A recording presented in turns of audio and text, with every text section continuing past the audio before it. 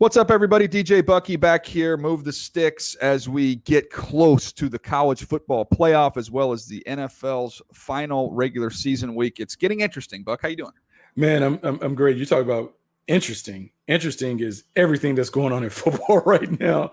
It's such a great time, DJ. We talk about this time being important for us as evaluators because, look, we didn't really have the normal bowl season, but we do have the college football playoff. And we're firm believers that these games, they have a little more weight on the syllabus. And so we want to see how teams and players play in these college football playoffs. And so we already can talk about Trevor Lawrence or whatever. But, man, this game, these series of games potentially for Justin Fields, man, I think than anybody. I think he has more on the line than anybody else. And I think it's an opportunity for him to potentially rewrite a narrative about him and his game, particularly when he has played not great against some of these defenses that he's faced in the Big Ten.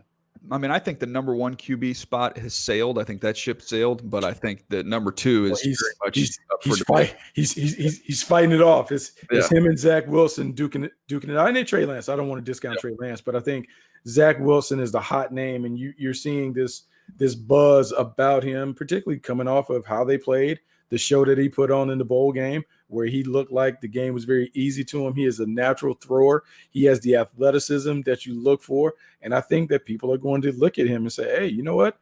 He is a very viable option as the number 2 quarterback in this draft class because he not only has all the things that we always want from a passer, but he also has the athleticism. He also has the ability to run and do some of those zone read, power read things that we're seeing. And he has the swagger and the moxie. And so I actually think Justin Fields has to close the ground on Zach Wilson because Zach Wilson has played so well this season that I think Justin Fields has to put on a show. He has to be a 5-star performer in this game against Clemson, and we'll see if he can pull it out the bag because he hasn't dazzled the last couple of times we saw him, Northwestern, Indiana.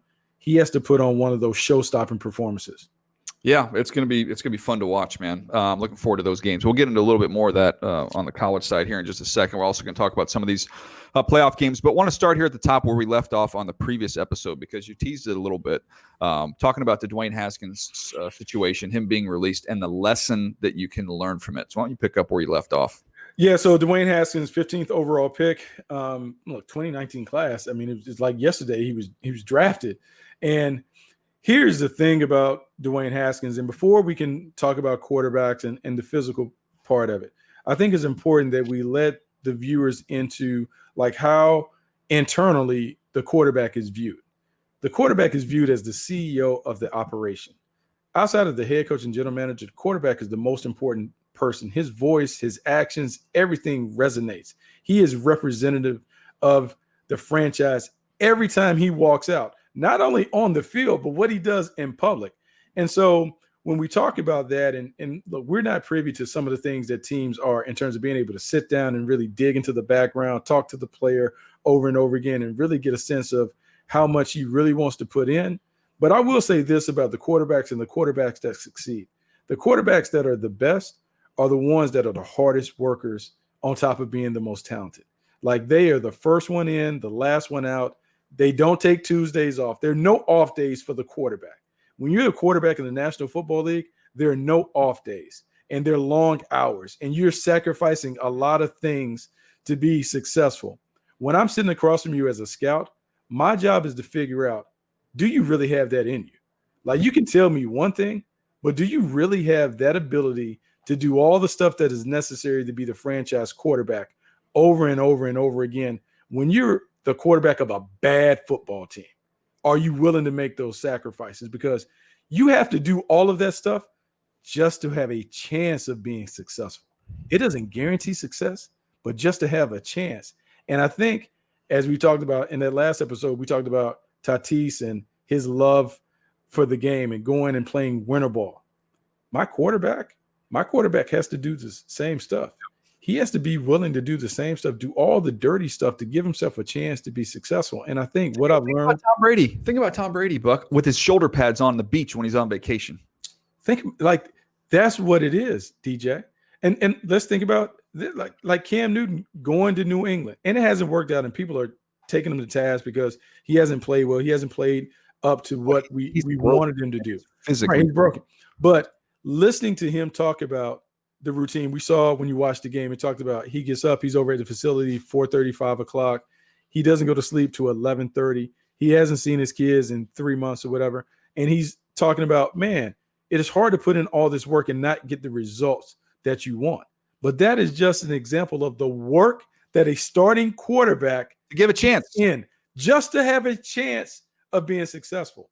And I just think it's really important, even in doing it from our vantage point on the media side. Man, can we dig into it? Can we get enough? Can we talk to enough people that can represent what these prospects are at quarterback to feel good? Say, hey, I'm a rubber stamp him because I know this guy is not only the talent that we talk about, but he has the inside stuff, the intangibles that are necessary to be very, very successful in this league. That's why, again, we can try, and I try. We get taken to task all the time about how we rank these guys coming into the draft process, and we try. I feel like we give the same speech every year. We can evaluate what we see on the tape in this profession. Unless you're inside the league circle and you have access to these kids, like you need to have access to them and to those around them to get the information, you're flying blind, man. Because if we're with a team, let me give people a little bit of a peek behind the curtain. I'm going to go spend multiple visits with these players over an hour a piece. And like one of them, I'm going to sit down and go, okay, let's start. This is you played Arizona week 1, the college football season. Let's start on Saturday night after you finish the previous, or if it's week 2, after the previous week's game, Saturday night. What are you doing?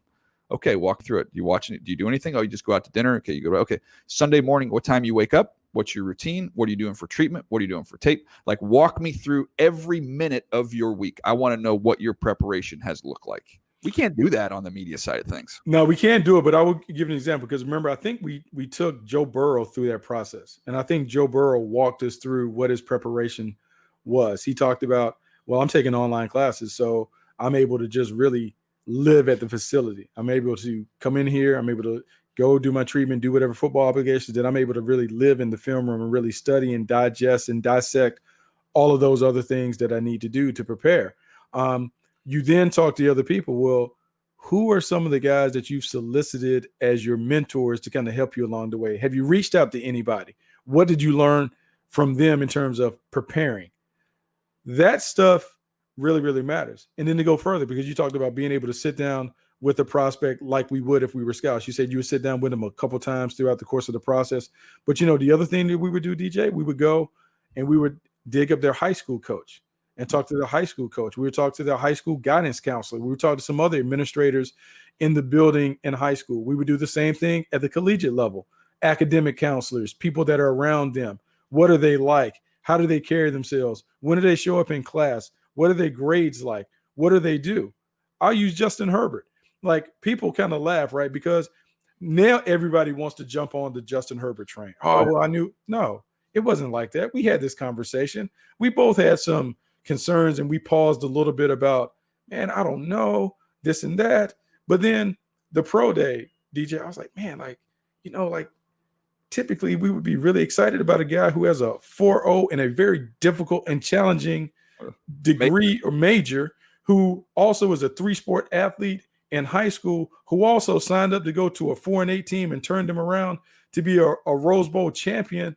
Like, those are the things that we talk about. He had adversity along the way and worked through it. He wasn't playing necessarily his best his junior year, so he goes back his senior year. Yeah. And then you dig into it. And so now you're like, okay, I see it. And then as you told me the story, he found out 5 minutes before kickoff, oh, by the way, you're the starter. After the coin toss. Oh, what? Yeah. Get in. Yeah. And go play. And now you're looking at him and he breaks the rookie record for touchdowns. I think it changes, or maybe it reaffirms what we should be looking for in the quarterback. Yes, the talent is one thing, but the other stuff matters. And now, DJ, because we talked to Daniel Jones in that draft and we did the 360 and we went behind the scenes and we talked to his mom and his high school coach and all that, and everybody said, like, he may not figure it out, but he's going to try like the Dickens to get it right. And so the reason why a Daniel Jones can exist with the Giants and it may not look perfect is because everybody in the franchise at least knows that he is invested in the process of winning as they are. And so you'll give those guys every opportunity to turn those things around, as opposed to someone who may be like, oh, it's a hobby. It's not my full-time gig. Like, I like it, but I don't love it. Yeah, like, it's too hard. It's too hard to win in this league to have someone like that as your CEO. Well, I think that we need to distinguish between guys who like and guys who love, right? When we talk about the game. And I think back, I heard this, somebody gave a talk on marriage one time, and it said, there's a difference between being able to live with someone and not being able to live without someone.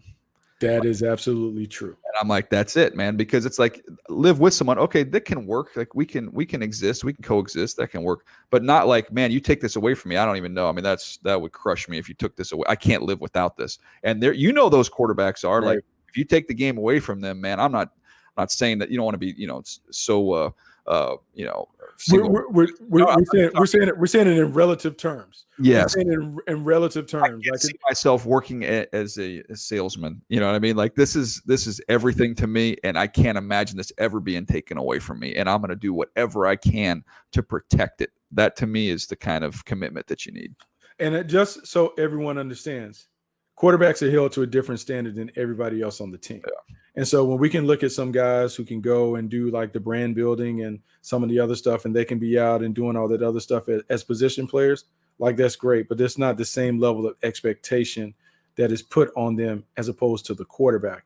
And everyone say, well, why is that? That's not fair. Well, it's the quarterback. The quarterback is the most important position in football. It's the most important position on the team. And they have to make sure that they treat their position with reverence. And if you don't respect the position like that, like, we can't rock with you. We can't ride with you as our QB1. And I think that is what we're seeing. And I think now this is what potentially can happen.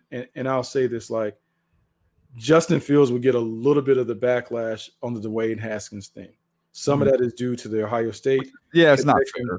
And so, like, I just think it's important that what we do in our business, and what we should always do, is we grade each individual based on who they are, not based on all that other stuff. And I think that is going to be important, because there are going to be some lazy takes and narratives that go out about that. And I don't think that is necessarily fair to Justin Fields or anybody else who comes behind those guys at Ohio State.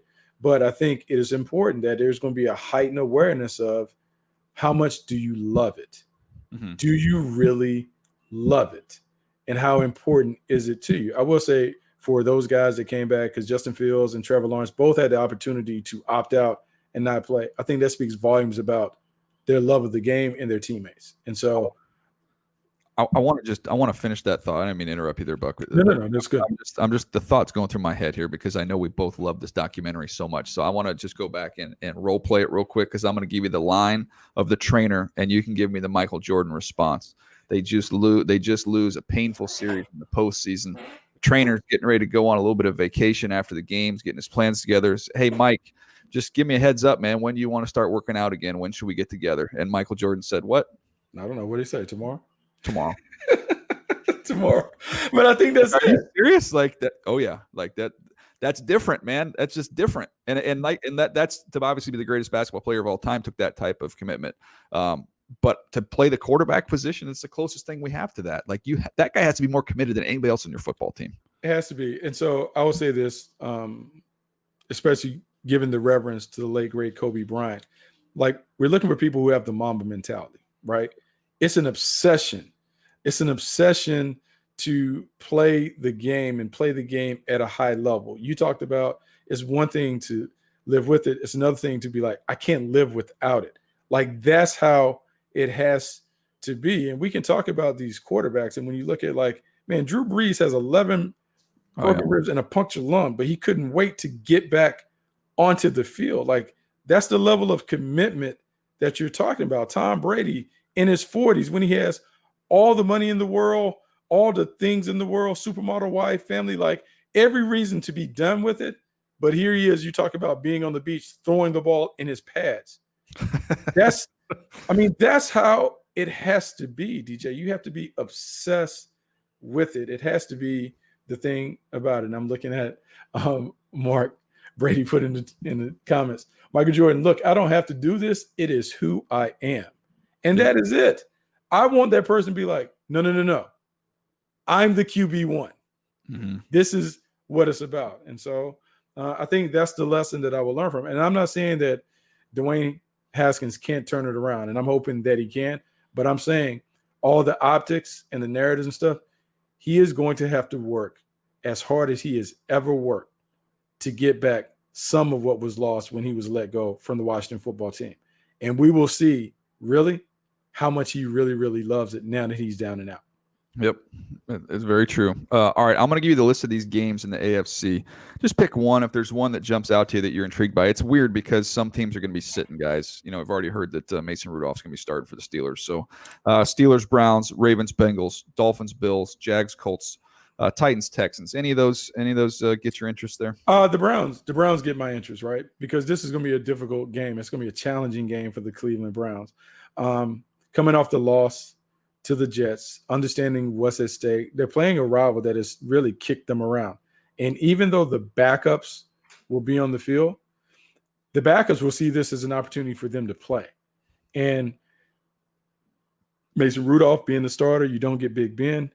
Are you mature enough to take care of business when you couldn't take care of business the previous week? And so I'm interested to see how that goes. I'm looking forward to seeing how Baker Mayfield responds. And I'm also looking forward to seeing how Kevin Stefanski handles this. He got sideways because he didn't have his 4 wide receivers, and they threw the ball around the yard, obviously more than you would anticipate given that situation.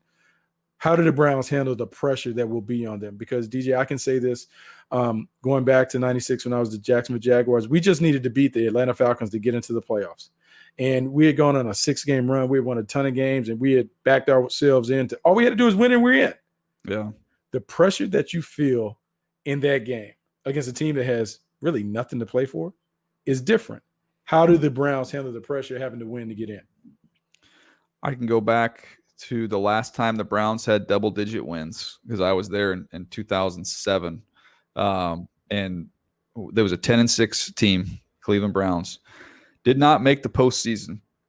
And the reason we didn't make the postseason is because we lost to a terrible Bengals team. And I want to say it was, let me look up the exact, I think it was the second to last week of the season. Yes. Let me see here. We lost to the Bengals 19-14 in the second to last game of the year. And they were terrible. They had absolutely nothing to play for. The Bengals, they were 6-9, or they were 5-9 going into that game. The Bengals were. And just completely laid an egg, and it would just sleptwalk through the game, had everything. I mean, think about it. The Browns hadn't done anything since they'd come back in. This is a chance to do something, and didn't get it done. So, and inside the division, it's just weird, man. You can say it looks like a cupcake, but it never ends up like that. It never ends up like that. And so you have to have an extreme amount of focus and maturity to be able to go and do it. And I think for the Browns, I think they learned their lesson last week against the Jets, and hopefully they can take those lessons and apply them accordingly against the Pittsburgh Steelers for them to get in. Because obviously, I mean, you'd like to see them get into the mix. This is a team that hasn't been in the playoffs in a minute, and I think they're a team that could be problematic for teams if they get in, just because of the running game and some of those things. But as we're learning, the more we're around the league, you have to earn what you get in this league, and so they're going to have to earn their way into the postseason tournament. Yeah, so we'll see if the Browns can get that done. We touched on it a little bit there at the top. We've got Alabama, Notre Dame. We've got Clemson, Ohio State. Notre Dame, I mean, look, Notre Dame's got a lot of NFL players, and I'm probably like everybody else. I believe they're probably going to get their doors blown off just because Alabama's got too much firepower. But it's going to be a great tape to watch. It's going to be a great tape to watch for all the NFL players we're going to see in that game. Yeah, I'm hoping what happens for Notre Dame is I'm hoping that because they hear all the conversation, like everyone kind of expects them to get blown out in the playoffs because unfortunately, like that's what's happened. Like they've played tough teams in the playoff, and when you're in the playoff, you're dealing with one of the big four. I mean, that's what it is. And the Alabama game isn't a great matchup for them, but I'm looking to see where they're able to stack up when it comes to this measuring stick, because this goes all the way back to the 2012 National Championship game where Brian Kelly said that they had to change their recruiting model and how they built their team based on the way that they were hammered by Alabama in that game. And so let's just see what it looks like some many years later. How have they closed the gap at all when it comes to being able to compete against those teams? Yeah, it'll be interesting to watch that one. Then Clemson, Ohio State. We already said Justin Fields got more on the line than anybody else. You know, I look at that Ohio State team. The guy I want to keep an eye on is Sean Wade, who has not played that great. A lot expected of him coming into this season. Mm-hmm. He's going to get tested against this Clemson passing game, so that'll be fun to watch. Yeah, DJ, because I think the transition, and I know sometimes this gets lost, particularly in the war room when we just kind of think anybody can be a nickel corner as opposed to an outside corner. Two completely different job descriptions. And Sean Wade may be a guy that is better suited to play inside. One is his comfort level. Two, the quickness that he has, the short area quickness is different. You also typically are dealing with a different animal on the inside.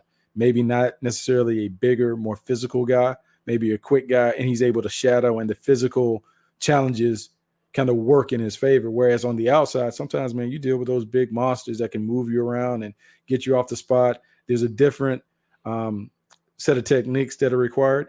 He hasn't made the transition well. And so he is a guy that was highly regarded, highly thought of coming into the year. And so now I look at some of these other corners. And by the way, I did do a little corner study, and I did see this thing. I looked at J.C. Horn closely. Yeah. I can see the excitement.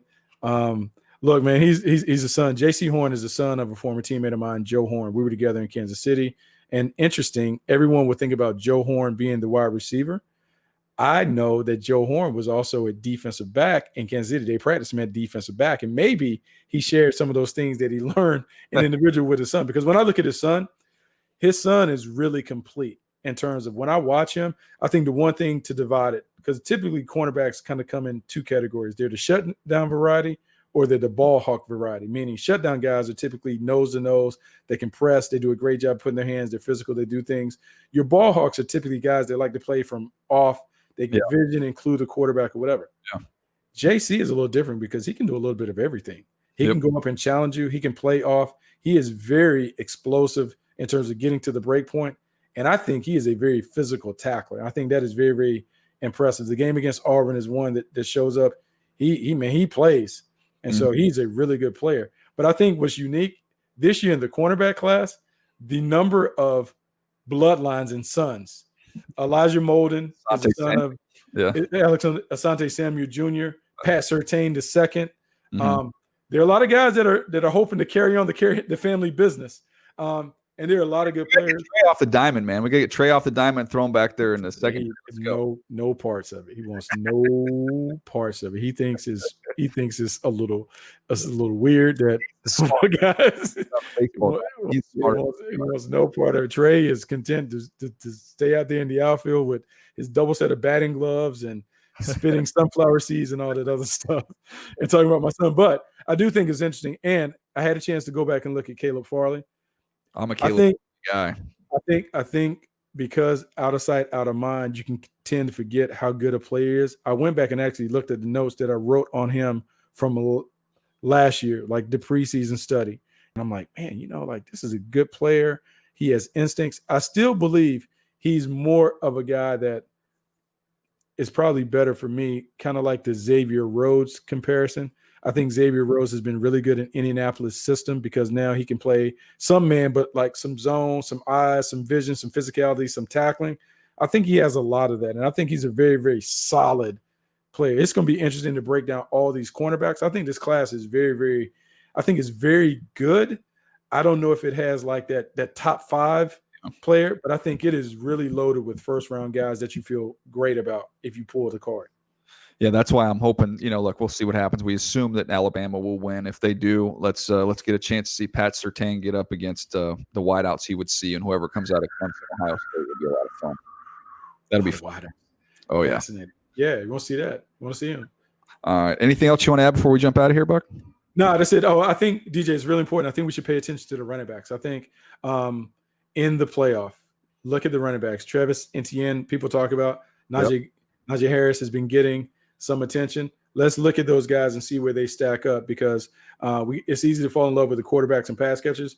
These running backs that we could see in this thing also, Master Teague, but also came up. Who's the guy? Trey Sermon that came up from Ohio State, really played big in the Big Ten championship game. Just look at some of these guys and see if any of these guys kind of stand out and pop when we get a chance to really put our eyes on them. You know how much You know how much I love Josh Jacobs, and I had a big grade on Josh Jacobs, and and he's done a great job. Pro Bowler, I believe, this year. I want to say, yes, Pro Bowl player.